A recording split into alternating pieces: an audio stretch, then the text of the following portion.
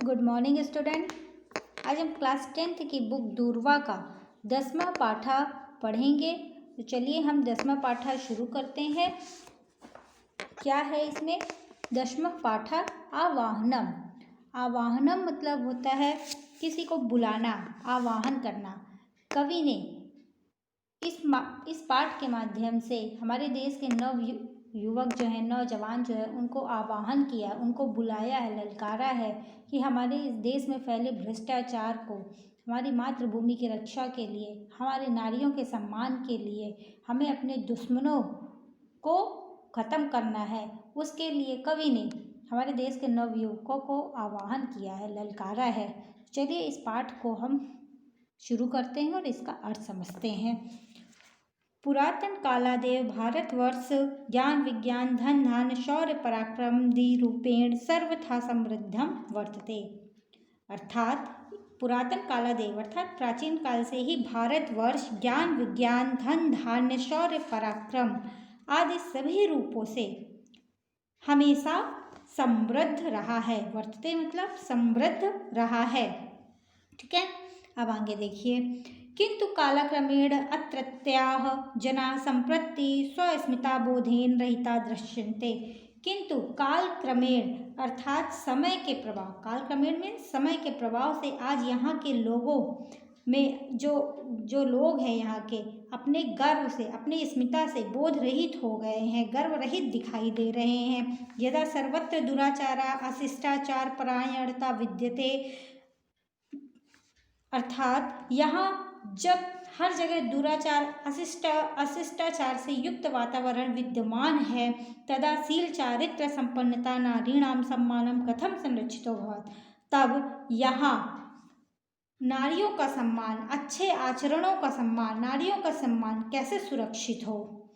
भ्रष्टाचार से स्थाने शिष्टाचार से स्थापना मातृभूमि गौरवाय कथम भवेत्, भ्रष्टाचार के स्थान पर शिष्टाचार की स्थापना और शिष्टाचार की स्थापना और मातृभूमि अर्थात मातृभूमि के गौरव की रक्षा किस प्रकार से हो। इति कृत्वा महाकवि गीतोस्मि युवान जनान आह्यति, इस गीत के माध्यम से महाकवि ने युवकों को आवाहन किया है, आमंत्रित किया है। आवाहनम इत्येत गीतम आशु कवि बिना प्रज्ञाचक्षु व्याकरण साहित्याचार्येण पंडित श्री दयाशंकर वाजपेयी महाभागेन भारत चीन देशयोः मध्ये संजाते युद्धे रणभूमि गत्वा सैनिकस्य प्रत्यक्ष चर्चा कृत विरचितम।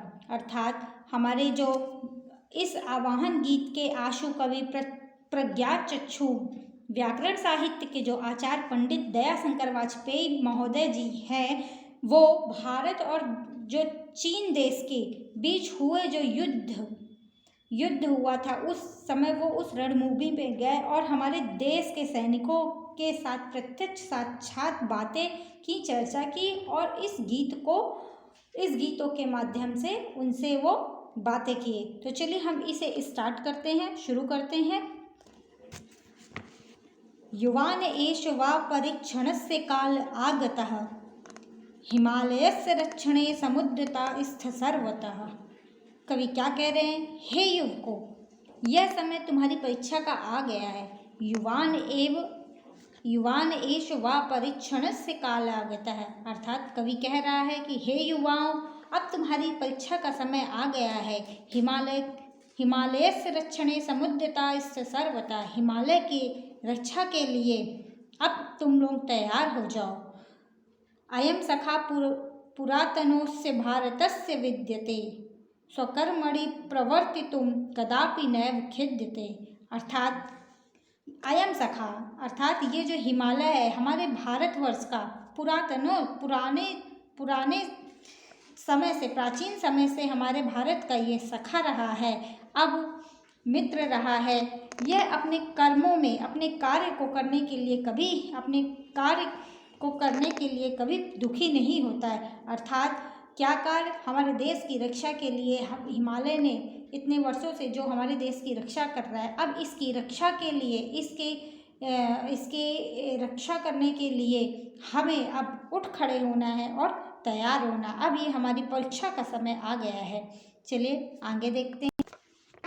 आगे दूसरा देखिए, अखर्ग वर्ग वृत्ति नारी त्राणयेन विच्छितम।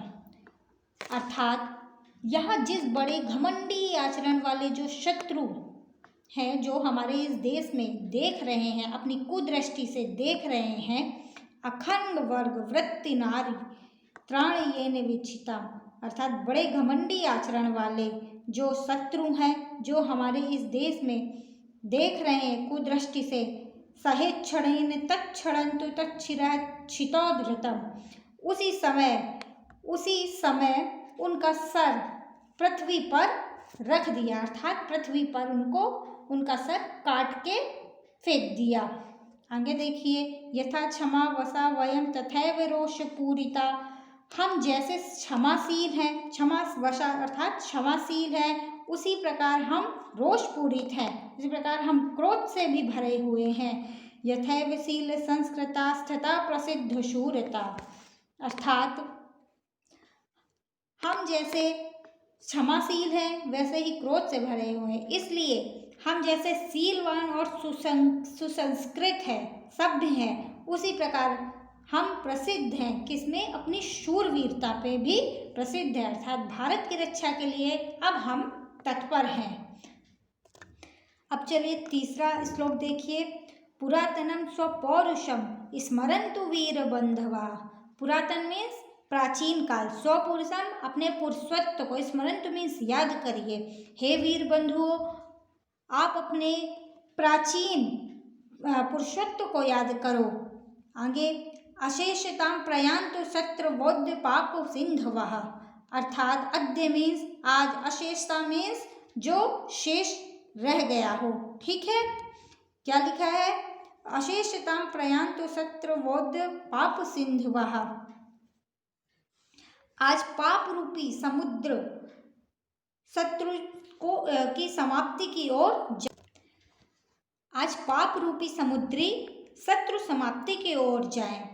आगे देखिए, निज प्रवच्च न फलम समानुवन्तु ते द्युतम, यथा विहाय कूटनीतिमान चरन्तु ते अद्भुतम, अर्थात आगे देखिए क्या है इसका, वे शीघ्र अपने ठग रूपी कर्म फल को प्राप्त करें। वो जो बुरे कर्म करे हैं उसका फल वो प्राप्त करें। यथा विहाय कूटनीति, और जो वो अपनी कूटनीति बना कर हमारे देश पे शासन कर रहे हैं और भ्रष्टाचार फैला रहे हैं, वो ऐसे आचरण को छोड़कर, शत्रुता के आचरण को छोड़कर एक मित्रता का रास्ता अपनाएं।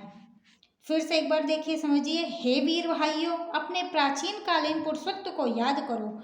आज हम पाप रूपी समुद्र रूपी जो शत्रु है उसको क्या समाप्ति की ओर करें, समाप्ति की ओर जाएं। वे अपने जो बुरे फल है उसका, बुरे कर्म करें उसका फल पाए, और जिससे वे अपनी कूटनीति को छोड़कर, एक शत्रुता का आचरण छोड़कर मित्रता का रास्ता अपनाएं। अगला श्लोक देखिए क्या है, कृषि बले समेधिता भवन्तु धान्य वृद्धयः, अर्थात किसान धन्य धान की वृद्धि को प्राप्त करें। श्रमेण सन्तु साधितास्तु वीर साहस सर्धया, श्रम से प्राप्त पराक्रम और उत्साह में क्या हो? हमारी वृद्धि हो। स्मरन्तु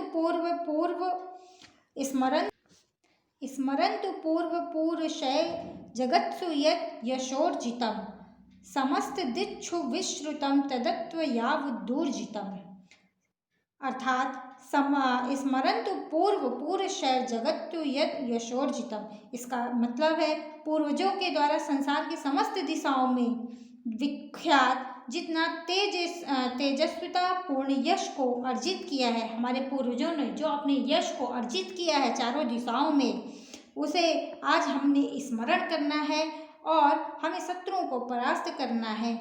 ठीक है, अब चलिए आगे देखते हैं। वयम तो सत्यनिष्ठता स्वदेश रक्षणोद्यता, हम सबको अपने देश की सत्यता और निष्ठा से रक्षा करने के लिए तैयार रहना है। प्रवंच नैक दक्ष शत्रु पक्ष तत्क्षण व्रता। अर्थात हम एकमात्र छल कपट में निपुण जो शत्रु के पक्ष हैं उनको काटने का व्रत धारण करें, उनके पंखों को काटने का व्रत धारण करे हुए हैं। नदीषु सन्तु यंत्रयान लौह मार्ग सेतवम। नदी में जो मशीनों द्वारा जो यंत्र चलते हैं और जो रास्तों पर लोहे की पटरी वाले रास्ते तथा पुल पर चलने वाले हैं हम, अर्थात कठिन रास्तों पर चलने वाले हैं। आरातिनी वृंति स्फुरन्तु भारतीय केतवः। अर्थात भारतीय पताकाएं शत्रु को सब ओर से पकड़कर मारने के भाव को उद्दीप्त करें। फिर से एक बार इसका अर्थ आप समझिए। वयं तो सत्यनिष्ठता स्वदेश रक्षणोद्यता। अर्थात हम तो अपने देश की रक्षा के लिए हमेशा सत्य और निष्ठा से तैयार है। हम ही एकमात्र शत्रुओं के पक्ष को काटने का व्रत धारण करे हैं। और नदियों में जो मशीनों द्वारा चलने वाले वाहने और लोहे की पटरी वाले रास्तों पर तथा पुल पर चलने वाले, अर्थात हम कठिन रास्तों पर चलने वाले हैं। भारतीय पताकाएं शत्रु को सब ओर से मारने के भाव को उद्दीप्त करें। आगे देखिए क्या लिखा है। अय वशिष्ठ याज्ञवल्क्य गौतमित्र वंशजा। अरे भाइयों, वशिष्ठ, याज्ञवल्क्य, गौतम, अत्रि ये सब क्या हैं? तुम्हारे वंशज हैं। अय वशिष्ठ याज्ञवल्क्य गौतमात्रि वंशजा। ये गौतम, वशिष्ठ ये सब तुम्हारे क्या हैं? वंशज है। तथैव सूर्य चंद्र पावका अन्वयात तल्लजा। वैसे ही सूर्य चंद्र अग्नि के कुल में सर्वश्रेष्ठ आप सबके भवत्सु जीवितेषु हन्ति की नदन्ति दस्यवा। तुम सबके जीवित रहते हुए खेद है। कदा प्रदर्शिष्यते दिशां फलं बलस्य वा। कब तुम्हारे बल का फल शत्रुओं में प्रदर्शित होगा, अर्थात कब शत्रु परास्त होंगे। फिर से एक बार समझिए, कवि क्या कह रहे हैं कि हे भाइयों, आप सब वशिष्ठ, याज्ञवल्क्य, गौतम, अत्रि इन सब के ये सब तुम्हारे वंशज हैं। वैसे ही सूर्य, चंद्रमा, अग्नि के कुल में सर्वश्रेष्ठ आप सब के जीवित रहते हुए बहुत ही दुख की बात है, बहुत ही खेद है कि ये लुटेरे क्या बोल रहे हैं, ये शत्रु क्या बोल रहे हैं। तुम्हारे बल का फल उन्हें कब प्राप्त होगा, अर्थात वे कब परास्त होंगे, उनको आप लोग कब परास्त करेंगे। तो इस कविता के माध्यम से कवि ने हमारे नौजवानों को, सैनिकों को और नव युवकों को ललकारा है हमारे देश की, हमारे मातृभूमि की रक्षा के लिए, हमारे नारियों के सम्मान के लिए, हमारे भारत और हमारे हिमालय देश की आन बान शान की रक्षा के लिए हमारे नवयुवकों को ललकारा है। उम्मीद है आपको इसका अर्थ समझ में आ गया होगा। Thank you.